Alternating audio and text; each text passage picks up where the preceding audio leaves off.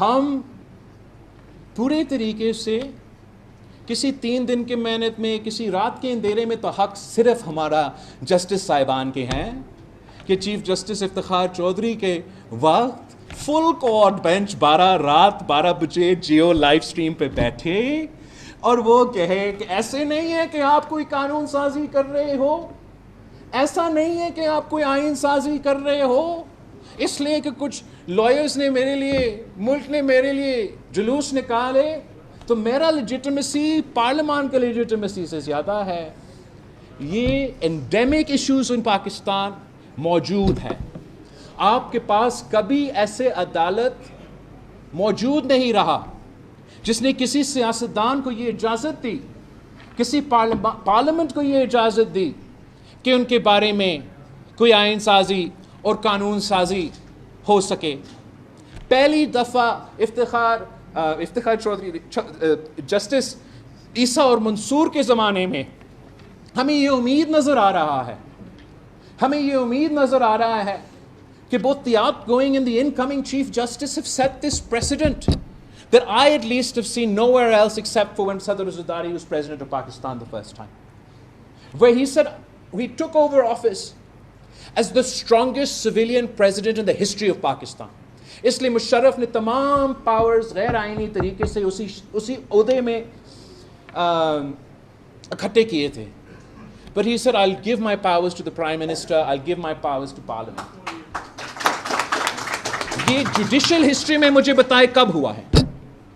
جب شہید محترمہ بینظیر بھٹو 93 سے 96 تک وزیر اعظم بنے تو اس سے پہلے ایگزیکٹو کے ڈومین میں یہ جوڈیشل اپوائنٹمنٹس کا پروسیس چلتا رہا.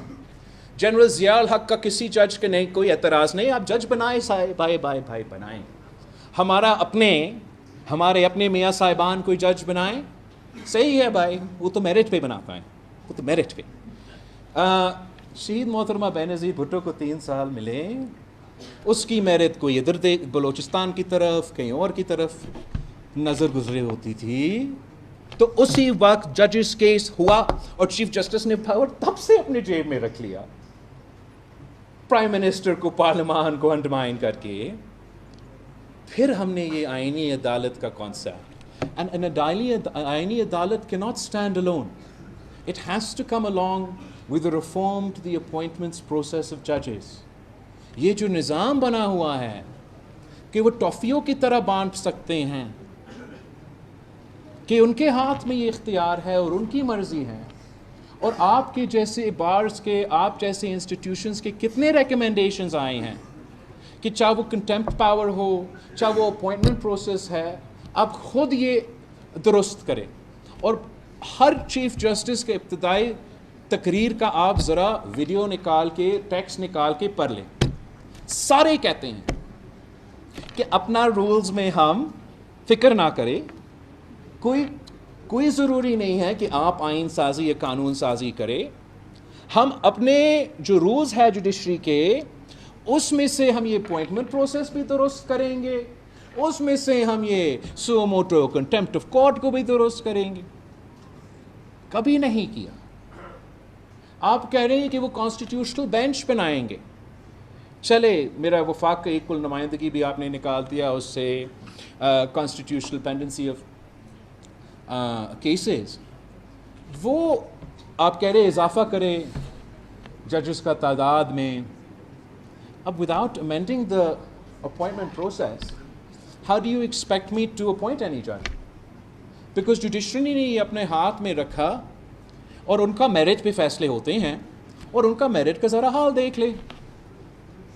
سندھ ہائی کورٹ کا 13 ویکنسیز ہے، فل نہیں کر سکتے، اس لیے جج صاحبان، آنریبل جج صاحبان ایک دوسرے سے بات نہیں کرتے. Lahore high court, I forget the number, it's something ridiculous, maybe 24 vacancies ہے. اب اتنے سارے آپ کے کیسز ہیں، اتنا سارا پینڈنسی ہے کیسز کا جو کہ سنا نہیں جاتا. ہر چند مہینے بعد ایک ایسا سیاسی ایشو اٹھ جاتا ہے جہاں پورا وکلا کمیونٹی، پورا عدالت کا فوکس کسی ایک ایشو پہ ہو جاتا ہے، اور جو عام سے کیسز ہے وہ پینڈ ہوتے ہیں، ان میں لوگوں کو انصاف نہیں ملتا. اور جو ججز جس پہ آپ کہہ رہے ہیں کہ اضافہ کرو، وہ اپنے ویکنسیز فل نہیں کر سکتے. تو جہاں پاکستان پیپلز پارٹی کا موقف یہ ہے کہ ہم واپس جائیں 19ویں ترمیم کو ریپیل کر کے 18ویں ترمیم میں جو آپ نے اسپیسیفائی کیا وہ کرے. جو آپ کا ایلائز یا جے یو آئی کا سوچ ہے وہ پارلیمان اور جوڈیشل کمیٹی کا ضم کرنے کا سوچ رہے ہیں. جو بھی ہے کچھ تو کرنا ہے جس سے یہ جو ان کا انیبلٹی رہا ہے اپنا ذمہ داری پورا کرنے کے لیے ہم پورا کریں. اور جب یہ بھی ہوگا اور آپ کا وفاقی آئینی عدالت جس میں برابر کی نمائندگی ہو، تو اس سے نہ صرف عام آدمی کو جلدی اور فوری انصاف ملے گا، مگر آئینی عدالت کا بھی پورا توجہ 184 186 کانسٹیٹیوشنل رائٹس فنڈامنٹل رائٹس پہ ہوگا. ان کا کام ہی یہی ہوگا کہ وہ ان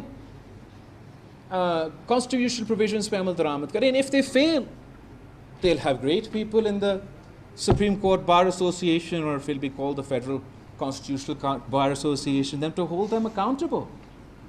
And they're not becoming judges for life. ہم تو چاہتے ہیں کہ ٹرم ہو، کوئی اور چاہتے ہیں کہ ایج ہو. میں سمجھتا ہوں کہ وہ ایج پرسن اسپیسیفک والے ایج کی تشخیص ہے، لیکن ہم ایک پورا constitutional rights based constitutional based